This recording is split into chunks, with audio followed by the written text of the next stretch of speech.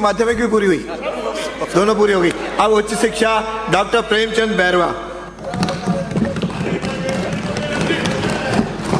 माननीय अध्यक्ष महोदय, उच्च शिक्षा कटौती प्रस्ताव मांग संख्या 22 पर आपने बहुत कम समय बोलने के लिए दिया, इसके लिए आपका बहुत बहुत धन्यवाद। आप बोल सकते हो। माननीय अध्यक्ष जी, 16वीं विधानसभा के तृतीय सत्र में लक्ष्यबद्ध और प्रतिबद्ध विद्वानों से लब्ध प्रतिष्ठ इस सदन में अनुदान मांग पर सदन में बोलते हुए आज मुझे अत्यंत हर्ष हो रहा है कि एक गरीब किसान और मजदूर का बेटा उस गांव और ढाणी में बसने वाले उस गरीब किसान और मजदूर की चिंता हमेशा रहती है। इसलिए इस बात पर मुझे लगता है कि ये विपक्ष भी हमारा साथ देगा और उन गरीब मजदूर किसानों के हित में जरूर उनकी सलाह इस सदन को देंगे।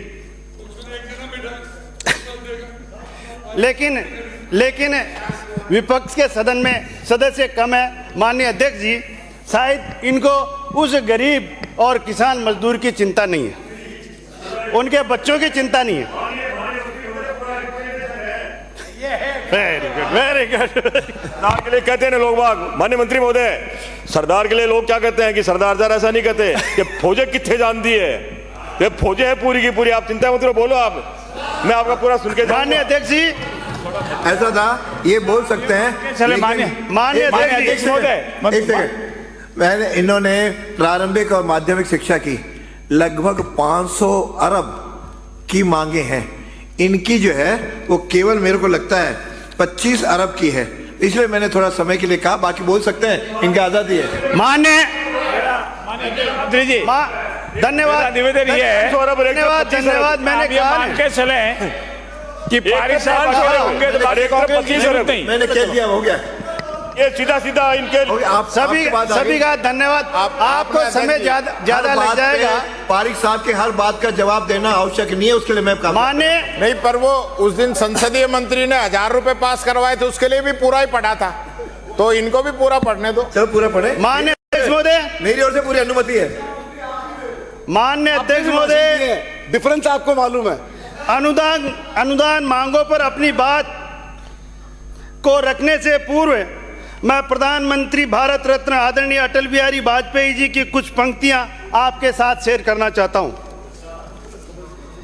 क्या हार में क्या जीत में किंचित नहीं भयभीत है मैं, कर्तव्य पथ पर जो भी मिला ये भी सही वो भी सही, वरदान नहीं मांगूंगा, हो कुछ पर हार नहीं मांगूंगा, रहा नहीं ठानूंगा, काल के कपाल पर लिखता मिटाता हूं, गीत नया गाता हूं, गीत नया गाता हूं। माननीय अध्यक्ष महोदय, आदरणीय श्री अटल बिहारी वाजपेयी जी की इस पंक्ति, इस कविता से प्रेरणा लेते हुए हमारी डबल इंजन की सरकार आदरणीय प्रधानमंत्री जी के विकसित भारत 2047 के संकल्प को पूरा करने के लिए राज्य के मुख्यमंत्री सम्माननीय यशस्वी श्री भजन लाल शर्मा जी के नेतृत्व में विकसित राजस्थान के लिए कार्य योजना बनाकर सरकार के गठन के प्रथम वर्ष से ही कार्य प्रारंभ करना शुरू कर दिया। हम विकसित राजस्थान एवं विकसित भारत के निर्माण तक हार नहीं मानेंगे। शिक्षा के क्षेत्र में नवाचार करते हुए हम सब मिलकर सामूहिक प्रयासों से विकसित समृद्धि का भारत सपनों का साकार करेंगे। माननीय अध्यक्ष महोदय, अभी हमारे को शिक्षा के क्षेत्र में नवाचार करते हुए हम सब मिलकर सामूहिक प्रयास करेंगे। माननीय अध्यक्ष जी, माननीय सदस्यों ने आज मांग संख्या 22 उच्च शिक्षा में 183 कटौती प्रस्ताव प्राप्त हुए हैं। उनमें से नवीन महाविद्यालयों के लिए 27 प्रस्ताव, नवीन संकायों के लिए 19 और यूजी से पीजी में क्रमोन्नत के 16, नवीन विषय में 20, भूमि आवंटन तथा कक्ष एवं 4 दीवारी निर्माण हेतु हमारे पास 18, ऑडिटोरियम एवं खेल मैदान के लिए 6 रिक्त पदों को भरने 45, विश्वविद्यालय संबंधी 14 अन्य विषयों पर प्रस्ताव 23 प्रस्ताव आए हैं।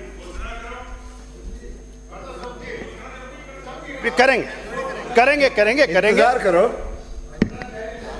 आपके किए हुए कामों जिनमें मैं कोई बंद नहीं करूंगा, जिनमें त्रुटि रही है उसको सही तरीके से हम व्यवस्थित करेंगे।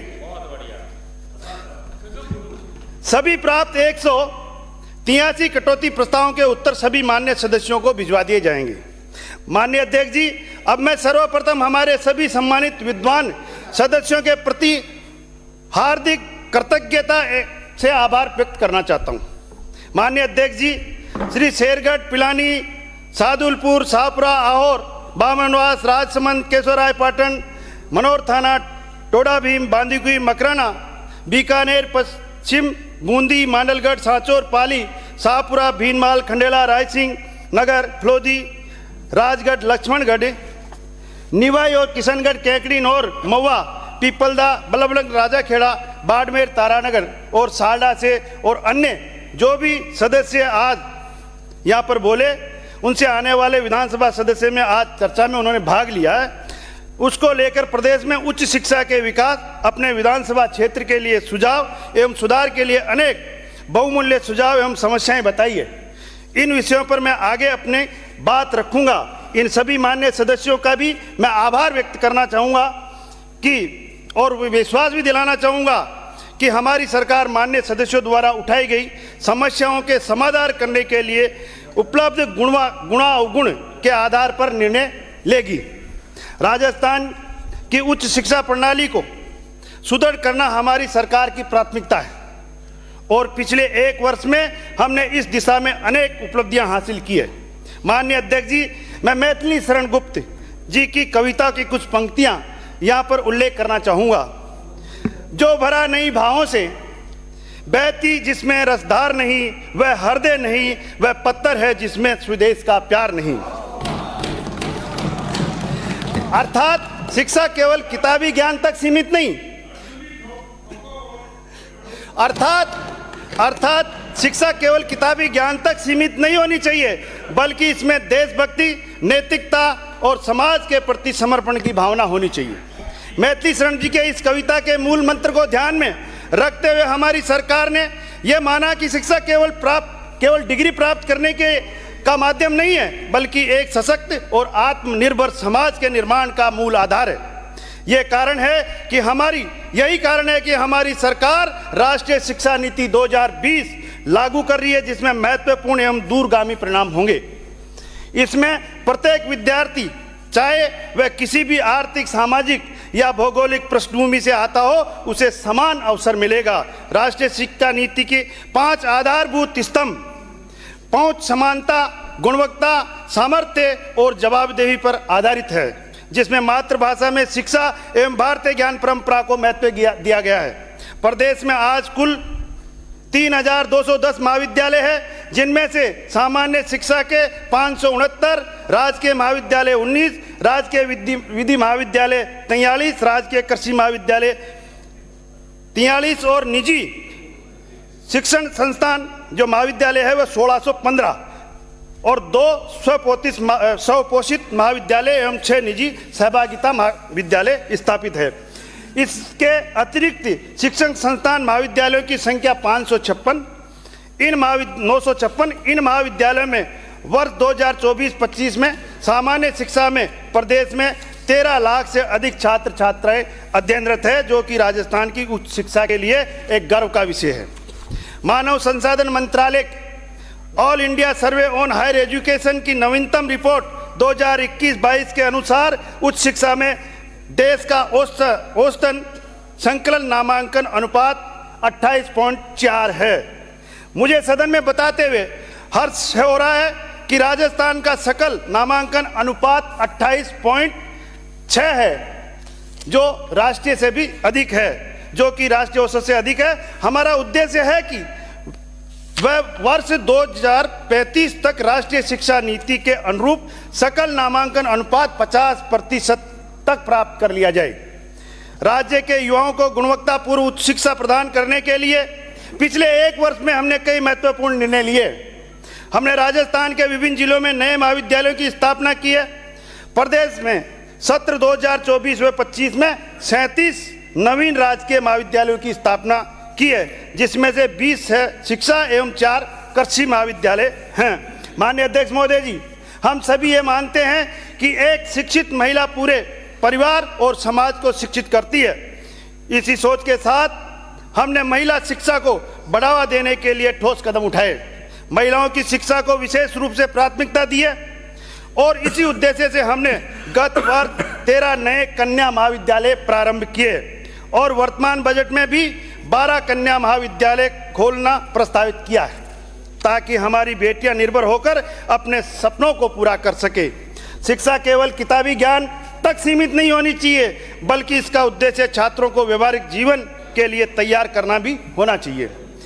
इसे ध्यान में रखते हुए हमने राज्य के विभिन्न महाविद्यालयों में नए विषय और संकायों की शुरुआत की है, जिसमें छात्र अपनी रुचि के अनुसार शिक्षा प्राप्त कर सके, भविष्य में रोजगार के बेहतर अवसर हासिल कर सके।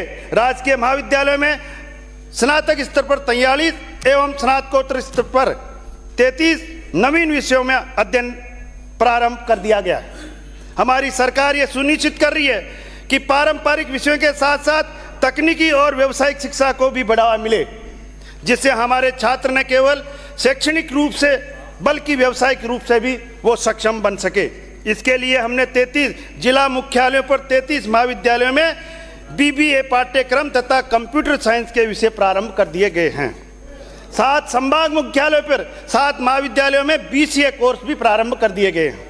रोजगार परक शिक्षा की ओर अग्रसर प्रदेश सरकार द्वारा 7 संभाग मुख्यालयों पर 7 महाविद्यालयों में MBA एवं MCA कोर्स प्रारंभ करने की स्वीकृति जारी कर चुके हैं एवं SITCTE के अनुमति प्राप्त होते ही ये कोर्स भी प्रारंभ हो जाएंगे।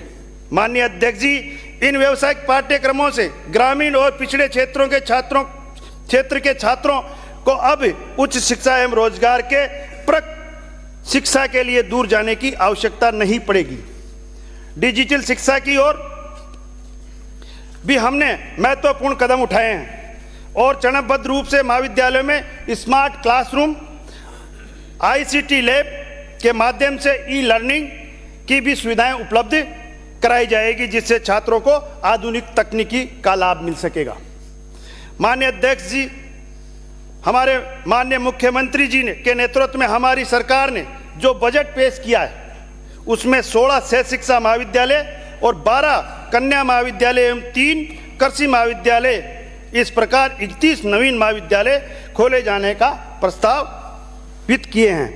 साथ ही 5 महाविद्यालय को स्नातकोत्तर स्तर पर क्रमोन्नत किए जाने एवं 4 महाविद्यालयों में नई संकाय, 5 महाविद्यालयों में नवीन विषय खोलने की घोषणा की है।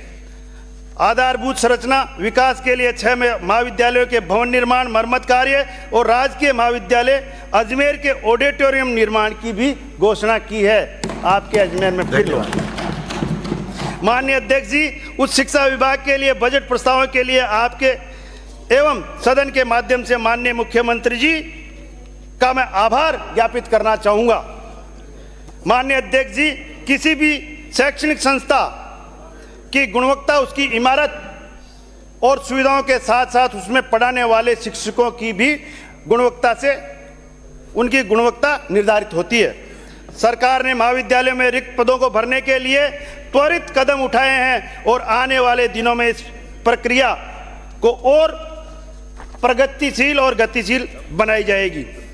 माननीय अध्यक्ष जी, मुझे ये बताते हुए खुशी हो रही है कि कॉलेज शिक्षा विभाग में लगभग 2600 शिक्षकों के रिक्त पद है, जिनके विरोध 2500 शिक्षकों की भर्ती की प्रक्रिया लोक सेवा आयोग में चल रही है और RPSC में प्रक्रियाधीन 1936 पदों की भर्ती प्रक्रिया में से 11 विषयों के 397 अभ्यर्थियों की सूची विभाग को प्राप्त हो चुकी है, जिसमें 7 विषयों में 32 अभ्यर्थियों को नियुक्ति प्रदान की जा चुकी है। माननीय अध्यक्ष जी, मुझे आपके माध्यम से सदन को ये जानकारी देते हुए भी खुशी हो रही है कि कॉलेज शिक्षा विभाग को प्राप्त सहायक आचार्य के शेष 365 चयनित अभ्यर्थियों की सूची में हिंदी विषय के 195 सहायक आचार्यों की काउंसलिंग करके आज नियुक्ति के आदेश हो गए हैं।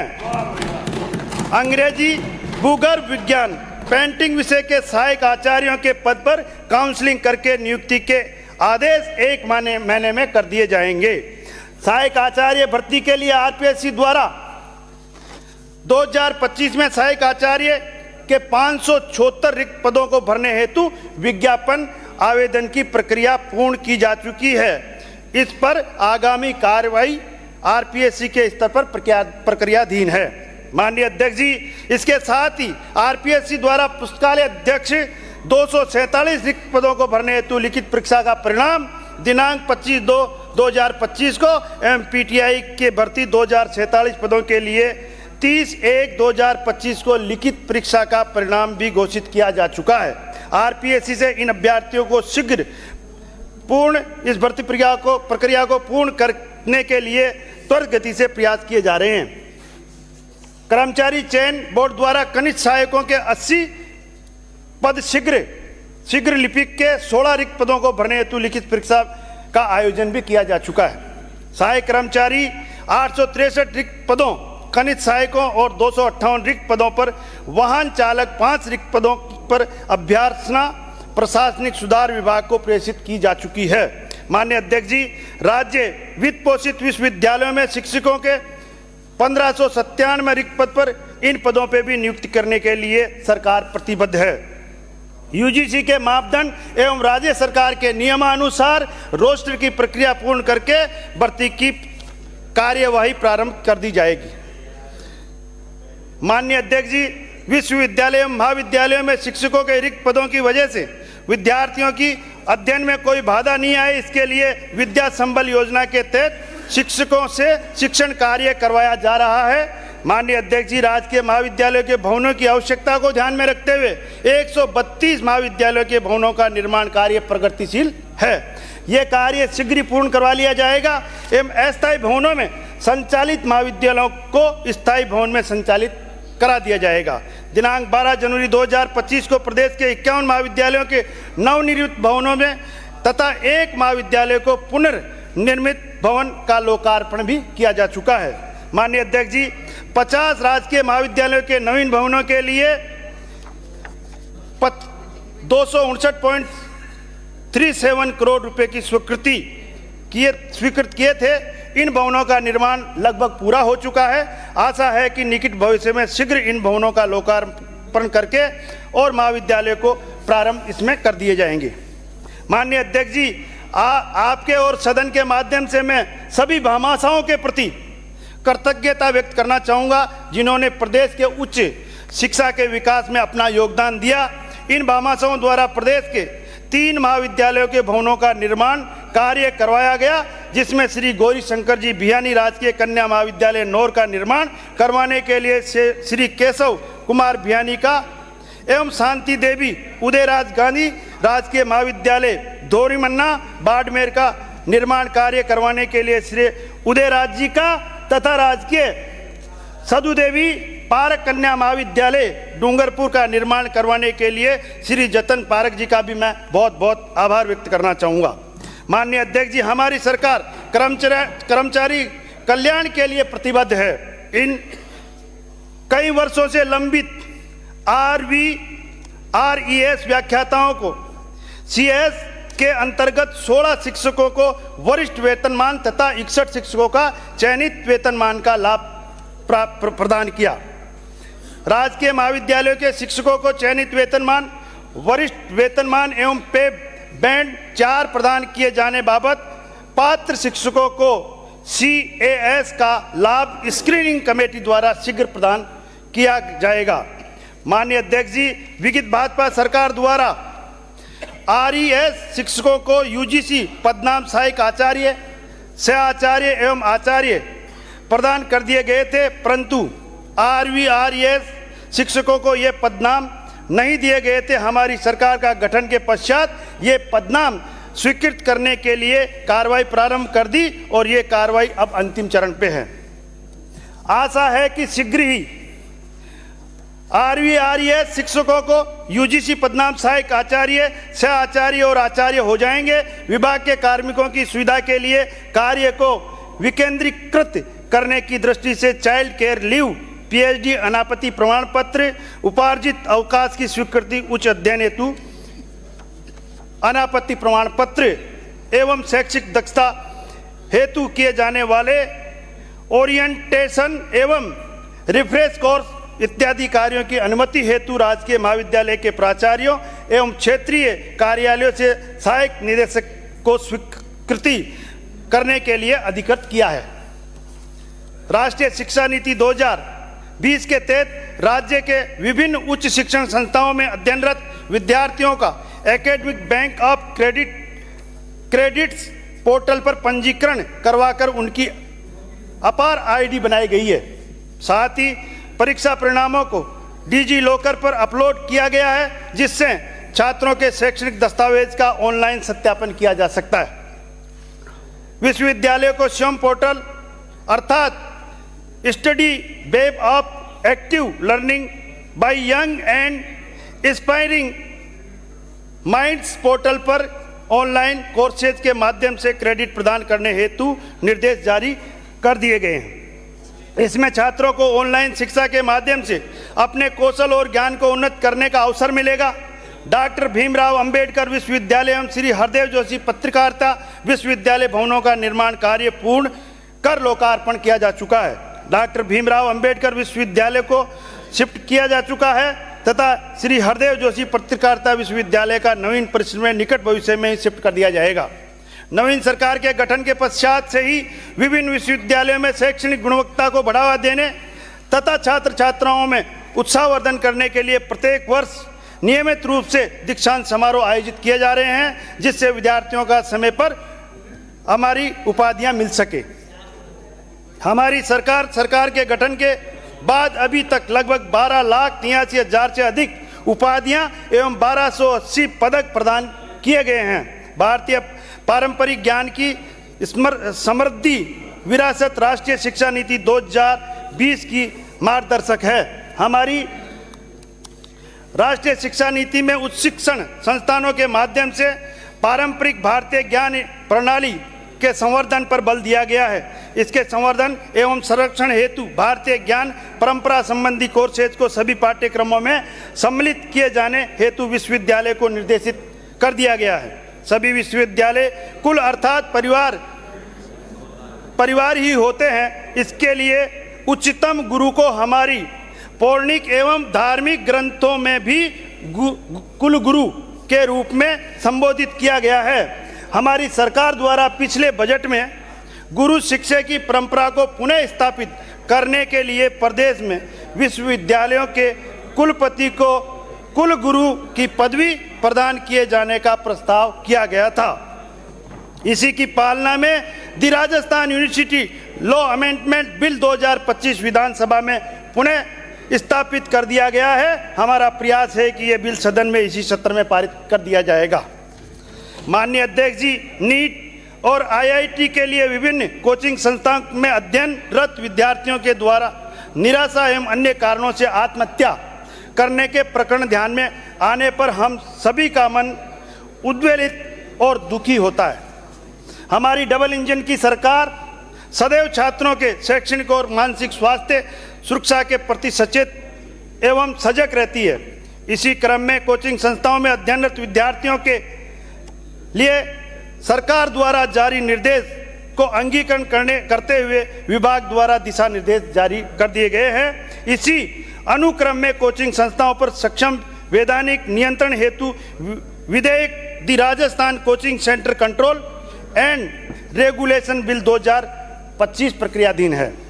यह विधेयक कोचिंग संस्थानों की गुणवत्ता, शुल्क नियंत्रण, छात्रों के अधिकारों एवं अनुशासन को नियमित करने में सहायक होगा। जहां एक ओर हमारी सरकार महाविद्यालयों को सशक्त कर रही है, वहीं दूसरी ओर राज्य वित्त पोषित एवं निजी महाविद्यालयों विश्वविद्यालयों की गुणवत्ता और पारदर्शिता को बनाए रखने के लिए भी कड़े कदम उठाए जा रहे हैं। विश्वविद्यालय गुणवत्तापूर्ण शिक्षा के माध्यम से पारदर्शी रूप से विद्यार्थियों को शिक्षा प्रदान करे तो एक आदर्श स्थिति होगी, परंतु प्रदेश के राज्य वित्त पोषित एवं निजी विश्वविद्यालयों में अनियमितताओं की शिकायतें प्राप्त होती है। जब कष्ट होता है, विश्वविद्यालय युवाओं के व्यक्तित्व और निर्माण करने का केंद्र होता है। निर्माण की पाठशाला की जब शिकायतें प्राप्त होती है तो शासन के साथ साथ समाज को भी पीड़ा होती है। इसमें अपने कर्तव्यों का पालन करने की आवश्यकता है। राज्य सरकार शिकायतों प्राप्त होने पर विश्वविद्यालय के अधिनियम के अनुसार जांच करवाकर आवश्यक कार्रवाई कर रही है। हमारा प्रयास है कि सभी विश्वविद्यालय गुणात्मक एवं पारदर्शी शिक्षा प्रदान करें और राज्य को उच्च शिक्षा के क्षेत्र में अग्रणी राज्यों में सम्मिलित करने में अपना योगदान प्रदान करें।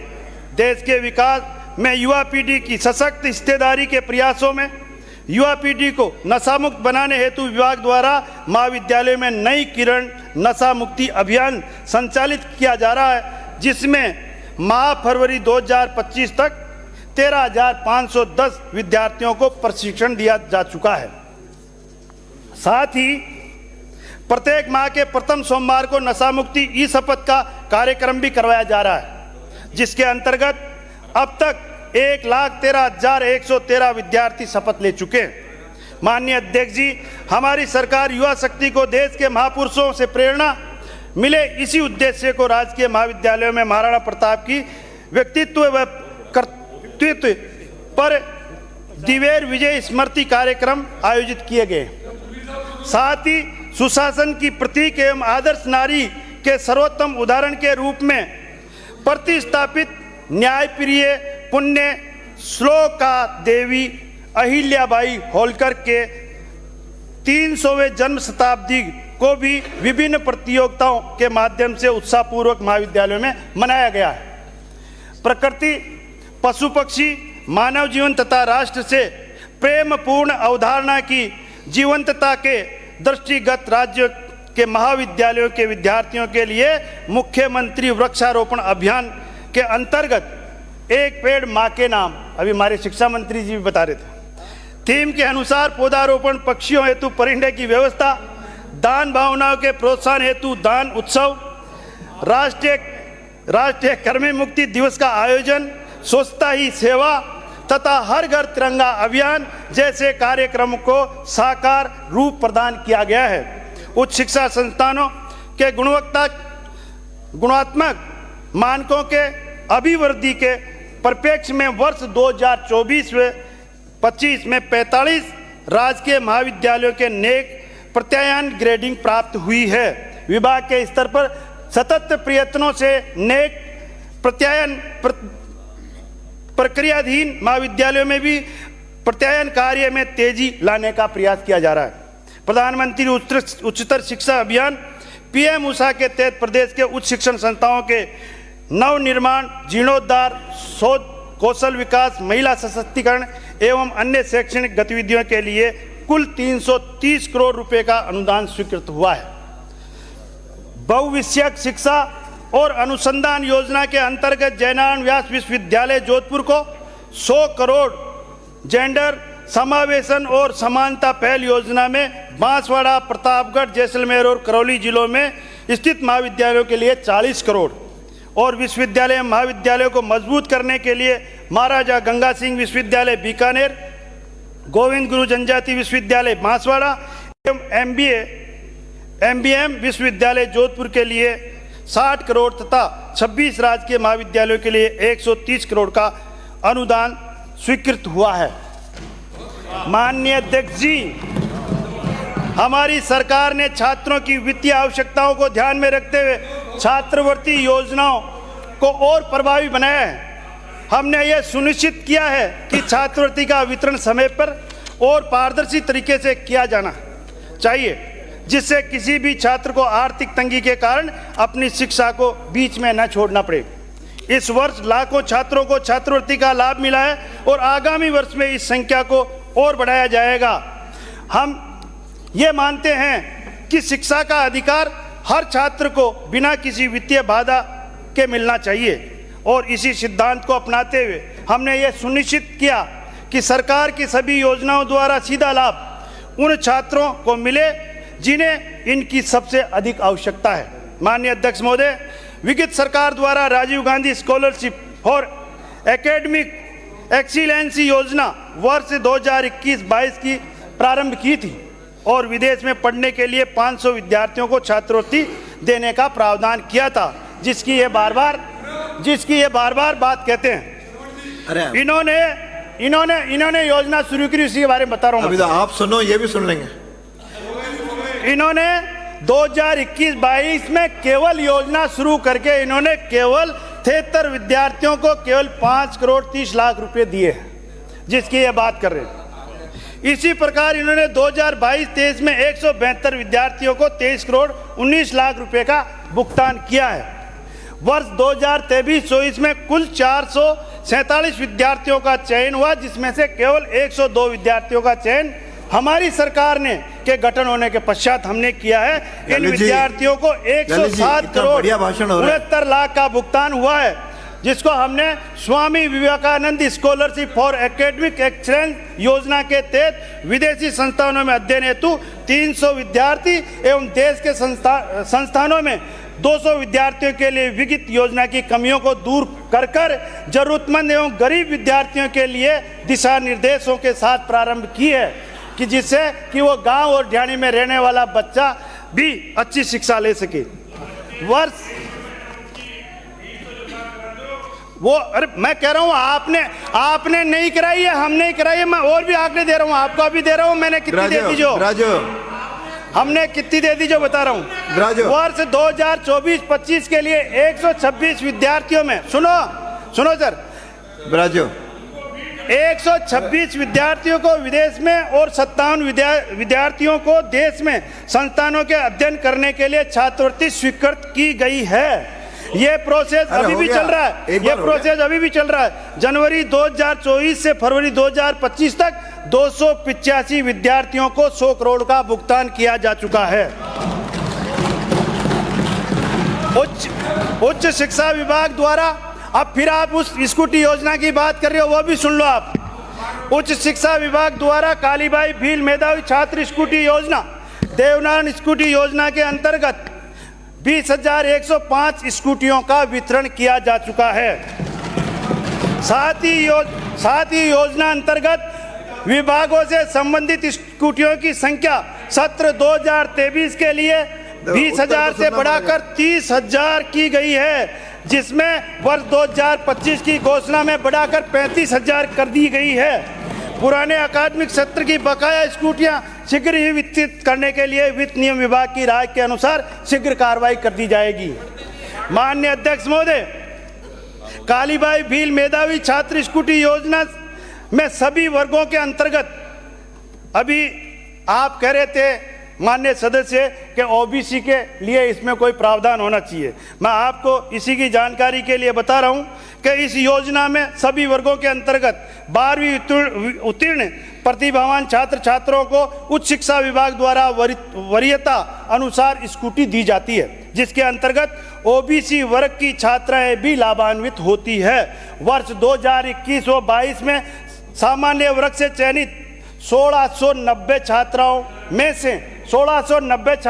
से 1059 ओबीसी वर्ग की छात्राएं थी, और इस प्रकार वर्ष 2022-23 में चयनित 2775 में से 1666 ओबीसी वर्ग की छात्राएं थी।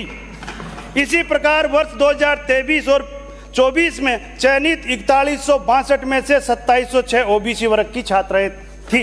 इसलिए हम ओबीसी के भी किसी भी जाति पे ऐसा नहीं करते, सभी जातियों को वरीयता के अनुसार पर दिया जाता है। इस प्रकार कालीबाई भील मेधावी स्कूटी योजना में ओबीसी छात्राओं को भी लाभ मिल रहा है। छात्राओं में आत्मरक्षा एवं स्वाभिमान की भावना जागृत करने के लिए 34 महाविद्यालयों में स्थापित रानी लक्ष्मीबाई केंद्रों की सफलता एवं छात्रों की रुचि को देखते हुए बजट 2025-26 के प्रत्येक ब्लॉक पर एक उच्च माध्यमिक विद्यालय एवं महाविद्यालय में रानी लक्ष्मीबाई केंद्र स्थापित किया जाना प्रस्तावित किया गया है। माननीय अध्यक्ष महोदय, हमारी सरकार की सोच स्पष्ट है कि शिक्षा किसी भी समाज की नींव होती है और इसे सशक्त किए बिना समाज का समग्र विकास संभव नहीं है। हमारी सरकार ने शिक्षा को न केवल सुलभ बनाने का कार्य किया, बल्कि इसे उच्च गुणवत्ता और नवाचारों के साथ जोड़ने का कार्य भी किया जा रहा है। हमने यह सुनिश्चित किया है कि उच्च शिक्षा का हर पहलू चाहे वह नए महाविद्यालयों की स्थापना हो, शिक्षकों की नियुक्ति हो, छात्रवृत्ति का वितरण हो या शोध एवं नवाचार को बढ़ावा देने हो, सभी क्षेत्रों में व्यापक सुधार किया जाए। हमने राजस्थान के युवाओं के भविष्य को सुरक्षित और उज्जवल बनाने की दिशा में जो कदम उठाए हुए निश्चित रूप से राज्य को ज्ञान और शिक्षा के क्षेत्रों में नई ऊंचाई तक ले जा सकेगा। हमारा लक्ष्य केवल महाविद्यालय खोलना नहीं, बल्कि एक ऐसा वातावरण बनाना जहां शिक्षा समाज के हर वर्ग तक पहुंचे और राजस्थान देश में शिक्षा का अग्रणी राज्य बने। यही हमारा संकल्प है और यही हमारी सरकार, इसी पे हमारी सरकार की प्रतिबद्धता है। माननीय अध्यक्ष महोदय जी, अब मैं समापन की ओर बढ़ते हुए ये कहना चाहूँगा कि सपनों को सच और ख्वाब को हकीकत में बदलने के लिए सिर्फ प्रेरणा नहीं, अंत प्रेरणा केवल बल नहीं, अंतर्बल की जरूरत होती है, क्योंकि जन्नत ना मन्नत से मिलती है और ना ही मन्नत से वह पैदा की जाती है, तो मेहनत से की जाती है। हमारी सरकार मेहनत में कोई कमी नहीं रखेगी और प्रदेश को उच्च शिक्षा के क्षेत्र में अग्रणी राज्यों में स्थापित करेगी। माननीय अध्यक्ष महोदय जी, मैं एक कवि महोदय जी के कुछ पंक्तियों के साथ अपनी बात को पूर्ण करना चाहूँगा। जीवन में असली उड़ान अभी बाकी है, जीवन में असली उड़ान अभी बाकी है, हमारे हौसलों का इम्तिहान अभी बाकी है। अभी तो नापी मुट्ठी भर जमीन है, अभी तो सारा आसमान बाकी है। जय हिंद, जय भारत।